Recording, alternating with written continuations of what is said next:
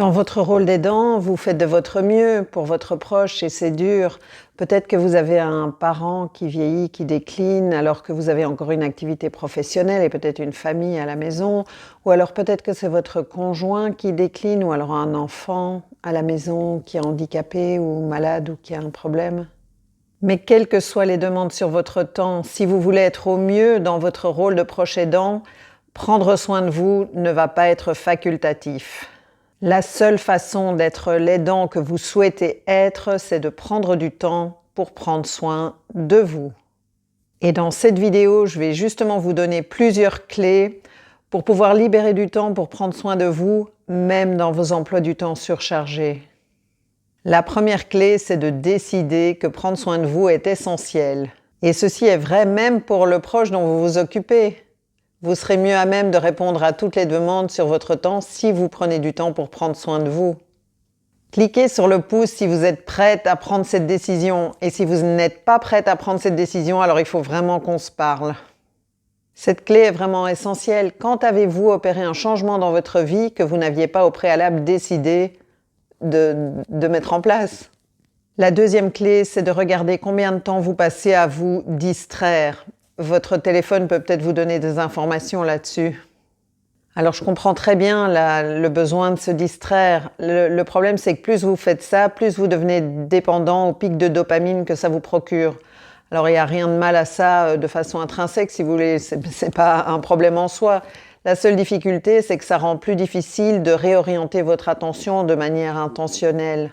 Alors une fois que vous avez fini votre audit de votre temps de distraction, je vous demande de voir si vous pouvez en extraire 15 minutes par jour pour prendre soin de vous. Si vous ne passez pas 15 minutes par jour à vous distraire, alors on va voir si les clés qui suivent peuvent vous aider à trouver du temps. La troisième clé que j'ai pour vous, elle est très pragmatique, c'est de grouper les tâches qui sont liées au repas.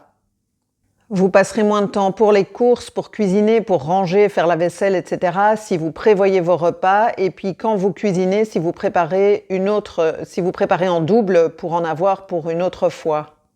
Les repas faits maison ont une meilleure valeur nutritionnelle, ce qui peut aussi vous aider en tant que proche aidant à avoir plus d'énergie. Et donc si pour le moment vous ne cuisinez pas, peut-être que vous pouvez commencer à introduire un repas fait maison et que vous pouvez en profiter pour le faire en double ou en triple pour en avoir pour d'autres jours.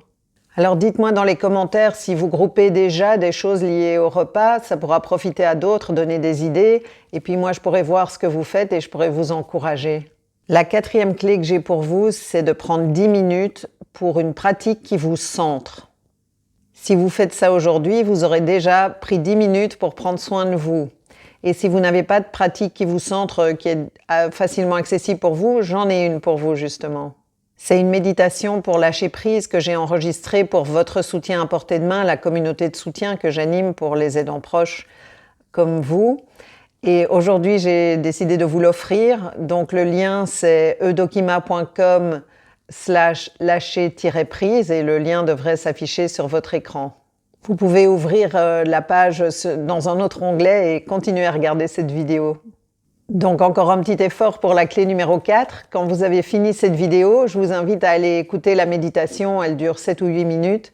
Et peut-être qu'après avoir écouté cette méditation, vous aurez d'autres idées pour gagner du temps, pour réorganiser les choses, pour avoir plus de temps pour vous. La cinquième clé que j'ai pour vous, c'est de prendre votre calendrier, votre agenda et de commencer à bloquer 15 minutes tous les jours pour prendre soin de vous. Alors ça peut être au moment où vous vous levez, ça peut être sur le temps de midi, ça peut être avant de dormir. Le meilleur moment, c'est celui qui marche pour vous, où vous allez le faire. Donc je vous invite à mettre pause sur cette vidéo et à mettre 15 minutes dans votre agenda pour la semaine qui vient, tous les jours. Donc vous avez pris 15 minutes chaque jour pour la semaine qui vient. Alors sur une échelle de 0 à 10, où 0 c'est pas du tout et 10 c'est complètement, donc sur une échelle de 0 à 10, j'aimerais savoir quel est votre degré de certitude que vous allez effectivement prendre les 15 minutes pour prendre soin de vous tous les jours dans la semaine qui vient. Alors j'aimerais beaucoup que vous mettiez ce chiffre dans les commentaires pour que je puisse ajuster mon contenu à votre situation. Et à moins que votre chiffre soit 10, vous allez vouloir voir la vidéo qui suit. Parce que je vais vous donner les plus grandes raisons pourquoi c'est important que vous preniez du temps pour prendre soin de vous. Et ça devrait vous motiver à le faire. Alors, cliquez sur la vidéo qui s'affiche sur votre écran.